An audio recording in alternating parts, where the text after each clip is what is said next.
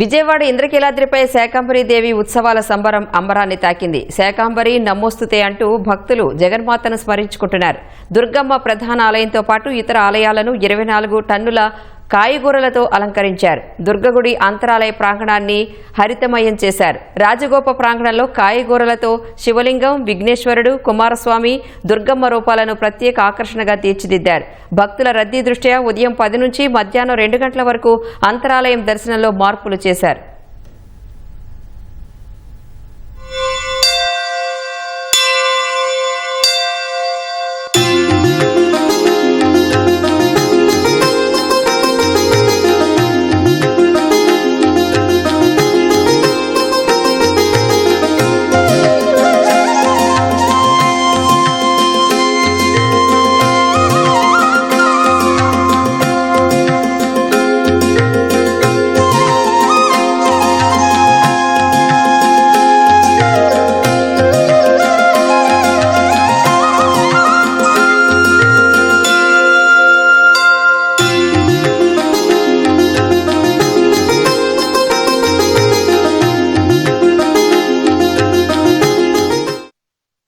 శాకంబరి ఉత్సవాల రెండో రోజున మొత్తంగా 24 టన్నులు అంటే 24,000 కేజీల వరకు కూడా మనము ఇక్కడ డోనట్స్ రైతులు ఎవరైతే ఇచ్చారో వాటికి సంబంధించి మొత్తం కూడా మనం పూర్తిగా టెంపుల్ అంతరాలయము బయట మొత్తం ప్రాకారం అన్నీ కూడా మనం నీట్గా పేర్చిపెట్టాము.